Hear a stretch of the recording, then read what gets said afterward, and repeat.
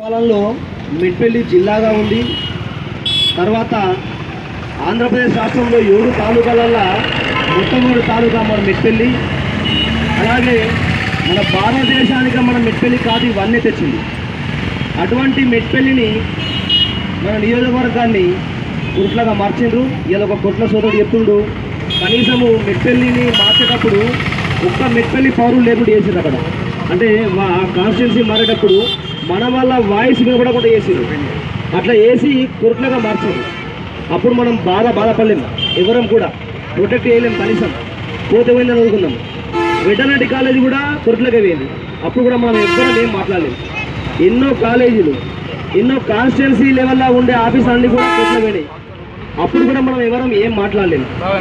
ఈరోజు అన్ని అర్హతల పట్టణంగా మెట్పల్లిని మన ముఖ్యమంత్రి గారు గుర్తించి ఈరోజు రెవెన్యూ డివిజన్గా ప్రకటించారు. దానికి కొద్దిమంది పెట్టుబడిదారులు, రియల్ ఎస్టేట్ దారులు, కొద్దిమంది డబ్బు ఉన్న అహంకారంతో మదంతో మన మెట్పల్లి నాయకులకు చాలా అవమానానికి గురి చేస్తున్నారు. ఇది వారికి తగది. ఇంకోటి ఏంటంటే మన మెట్పల్లిలో జాగలేదు గవర్నమెంట్ ఆఫీస్ కట్టడానికి జాగలేదు ఒక దుష్ప్రచారం అవుతుంది. ఎందుకు జాగలేదండి? మన మెట్పల్లిలో మండల ఆఫీసులో 8 ఎకరాల జాగున్నది, ఎస్ఆర్ఎస్పి క్యాంపులో 10 ఎకరాల జాగున్నది. ఎంత జాగంటే అంత జాగిస్తాం మేము, ఇవ్వడానికి సిద్ధంగా ఉన్నాం. లేకపోతే మంచి కింద డబ్బులు వేసుకొని కొనిస్తాం జాగా గవర్నమెంట్కి. కానీ ఇక్కడ లేదు అని చెప్పడం మాత్రం అబద్ధం, పచ్చి అబద్ధం. జాగా అనేది ఉన్నది. ఎంత జాగా అంటే అంత జాగా మేము గవర్నమెంట్కు చూపించడానికి సిద్ధంగా ఉన్నాం. కాబట్టి మా మెట్పల్లి మీద, మా ఎమ్మెల్యే గారి మీద ఒక దుష్ప్రచారం జరుగుతుంది. దాన్ని మా మీద కూడా దుష్ప్రచారం జరుగుతుంది. దాన్ని చేయొద్దు అని చెప్పని కొరుట్ల మెట్పల్లి అంటే మనం ఇద్దరం అన్నదమ్ముల లెక్క, అక్క చెల్లెల లెక్క మంచిగా కలిసిమెలిసి ఉంటాం. కొరుట్ల అయినా ఒకటే, మెట్పల్లి అయినా ఒకటే. కొరుట్ల ప్రజలకు మాకు ఎలాంటి వ్యతిరేకం లేదు. కొద్దిమంది పెట్టుబడిదారులే ఇలా కొరుట్ల మెట్పల్లి ప్రజల మధ్యలో వైషమ్యాలు రెచ్చిపోయే విధంగా ఈ సోషల్ మీడియాలో చాలా కామెంట్లు చేస్తారు.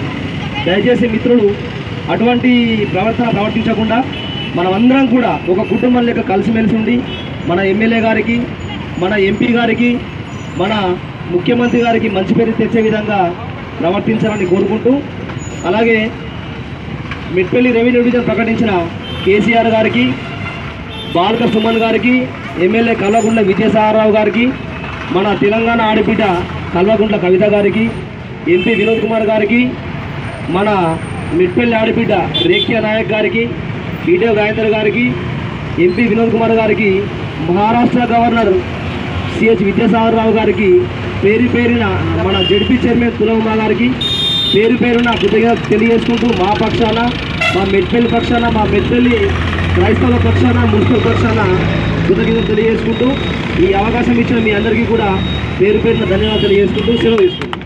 జై తెలంగాణ, జై మెట్పల్లి.